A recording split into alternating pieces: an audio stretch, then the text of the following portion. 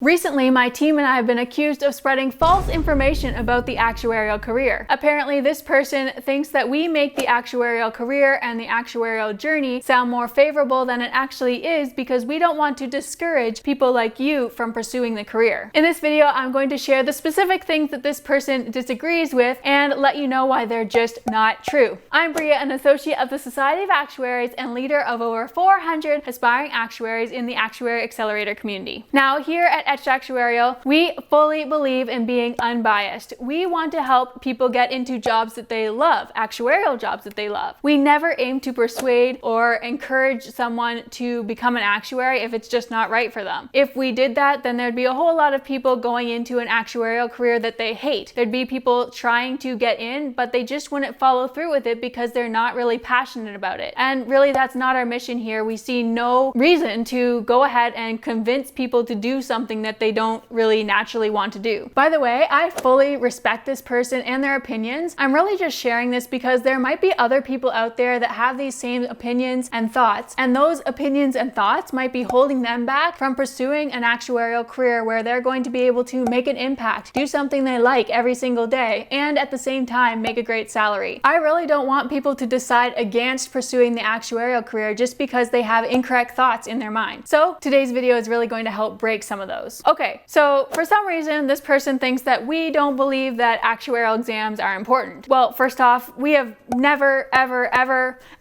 said that anywhere. So I'm not sure where that idea came from, but I have said in the past that I don't believe that you have to have tons of exams in order to get a job. Really, just 2 or 3 is enough. So maybe that's where this person is interpreting it from. Maybe they think that that meant that actuarial exams aren't important. But unfortunately, there is this common myth within the actuarial world where you have to jump on an exam hamster wheel where you're just passing exam after exam after exam after exam, and that's all you have to focus on. And if you do that, then you'll get a job. But that's really not the case. We've had numerous aspiring actuaries come here on our YouTube channel and actually share their actuarial journey and how they got a job. And for many of them, they didn't have a bunch of exams passed. There was JD who had 3 exams passed. There was Emma that had 2. There was Brighton that had 3, I believe. And my own personal experience is that I got an actuarial job with just 3 exams passed as well. Also, I did a video a little while ago, this one right here, where I went through and researched 100 entry-level actuarial jobs. And through that research and that study, I found that about 50% of employers are perfectly fine with hiring someone that has 1 exam passed. So really, we've never said that actuarial exams are not important. And actually, the approach we teach our members of the Actuary Accelerator community is how to become a top actuarial candidate. We don't teach the outdated exam hamster wheel approach. We want them to become top actuarial candidates. And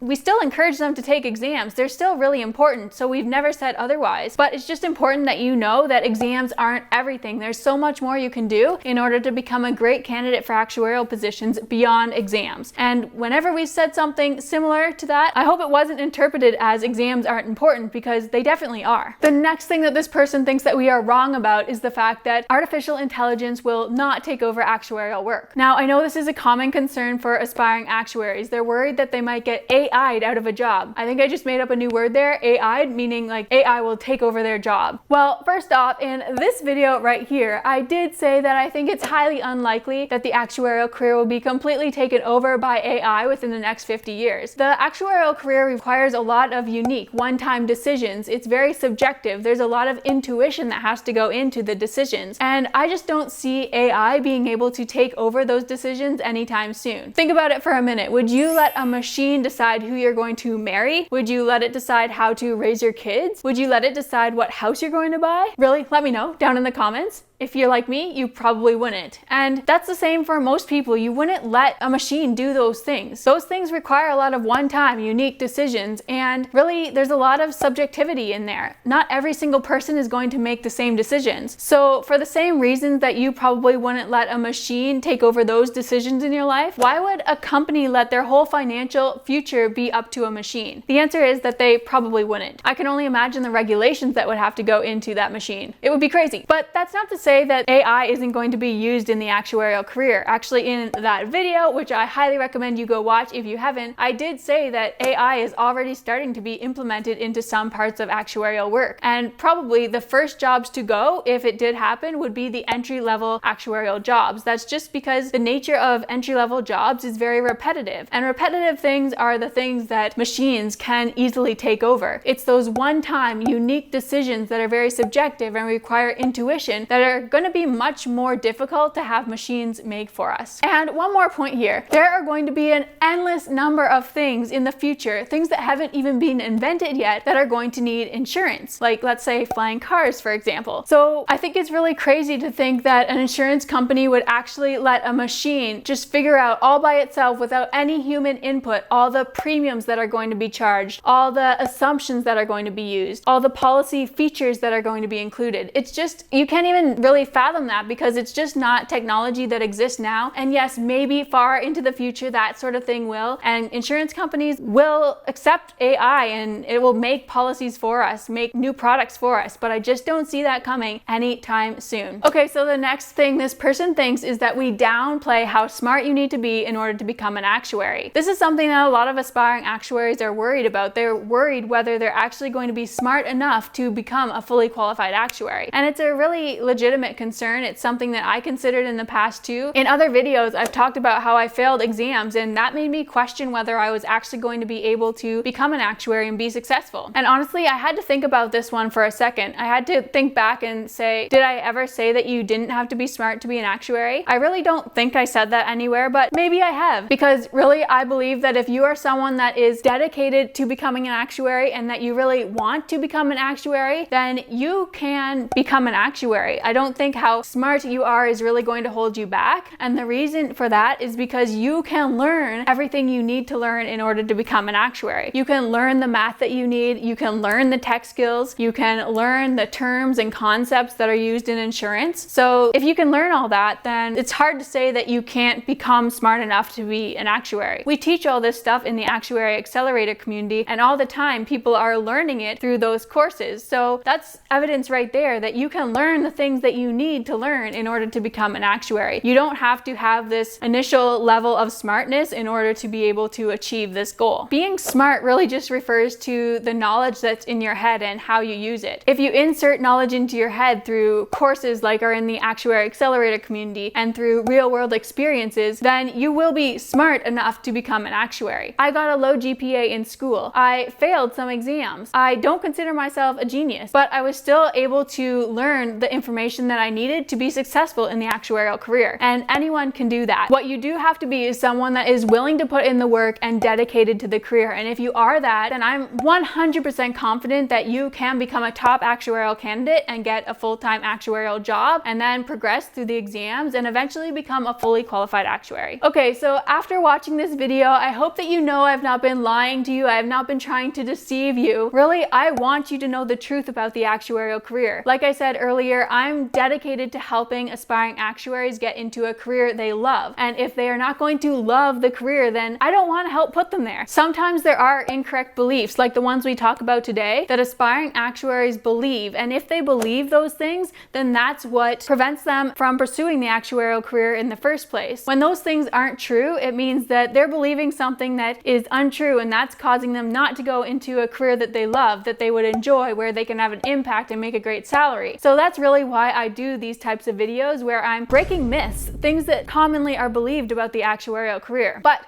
sometimes there are real reasons that people might not want to be an actuary. Things about the career that are considered cons by a lot of people, or negatives. And I do talk about those as well. Actually, this video right here explains quite a few of them. So if you haven't watched that one yet, make sure you go and do that next. And now let's move on to the question of the week. What was the last course, book, or video that you watched where you learned something new? Let me know down below in the comments. Remember, you can learn everything you need to in order to become an actuary. So don't let not being smart enough hold you back from an actuarial career. I will see you in the next video. Bye for now.